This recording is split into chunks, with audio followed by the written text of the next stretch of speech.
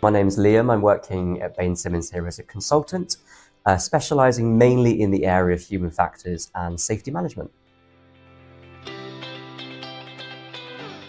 Human factors is really understanding and appreciating the way in which the human being interacts with the environment around them. So it's really about understanding the fact that we cannot change the human condition, but we can change the conditions in which humans work.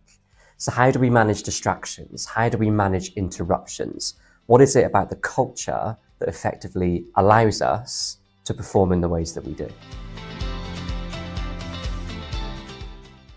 The new requirement from EASA is that any Part 145 aircraft component, engine and APU organisation with foreign third-party approval are now required to ensure their component certifying staff receive human factors training based on Module 9 in EASA Part 66. And if organisations are seen not to comply with this new regulation, they are of course risking a major finding with their regulator or possibly risking their approval altogether. Our TS133 is an extension, you could argue, of our TS07 initial human factors course, and it is based on the requirements in EASA Module 9. The criteria is the same. So we discuss many topics, but some of them could be something like the inner workings of the vision system. So how do we see? What's happening in the brain when we become complacent? The effects of stress, pressure and fatigue on the workforce, all of which is there to understand how can we best support the human being in the work that they do.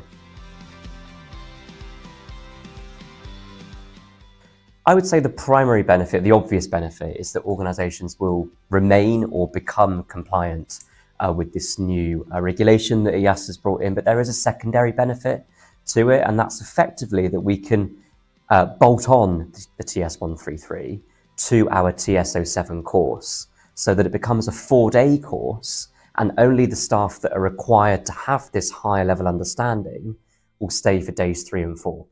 So ultimately it allows clients to kill 2 birds with 1 stone and get all of their training done in 4 days, but still meeting the required criteria. And for our in-company deliveries, a real key benefit that we have is we can tailor and bespoke the course to particular client needs. So if there's particular and specific pain points in the work that they do, we can focus on that in the course, whilst ensuring, of course, that we remain compliant with the new regulation. I think it's really important to stress that the obvious audience is going to be the people that need to meet this new regulation that EASA have brought in. So that's going to be, as we mentioned before, maintenance organisations that fall under that new requirement. But I would also argue that the course could benefit people like safety investigators, safety managers, quality and compliance personnel, who ultimately just want that higher level, deeper understanding of why we do what we do. We can deliver this course either via in-company training or through the Bain Simmons Academy, and in both of those cases, we can offer the course both virtually through Microsoft Teams, or we can of course do it face-to-face, depending on the needs of the client themselves. So the TS133 can be delivered in 2 ways, either as a 2-day standalone course where delegates have previously done one of our Bain Simmons TS07 initial human factors courses in the previous 24 months. And on that 2-day standalone course, we go into subjects like Murphy's Law, motivation, information processing, stress and pressure. We can embed the TS133 into a TS07 so that it becomes a 4-day course. And as part of this course, we cover both the basic and the more detailed human factors concepts. So what it means is that for any delegate that is not required by regulation to have this higher level understanding of human factors, they can leave at the end of day 2, and only the component certifying staff are required to stay for days 3 and 4. This course is quite unique to Bain Simmons because it will depend largely upon whether or not you've done a TS07 in the previous 24 months. That will determine the duration of TS133.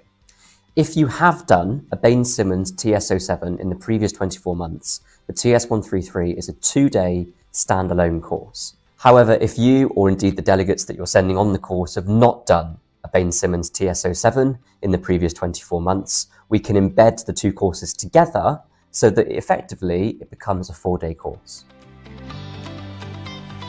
Throughout the entirety of the course, we continually undertake little mini quizzes, pop quizzes, to confirm and maintain understanding for the delegates, and to really cement that understanding of the delegates. At the end of the course, there will be an assessment, okay, and that will be a pass or fail.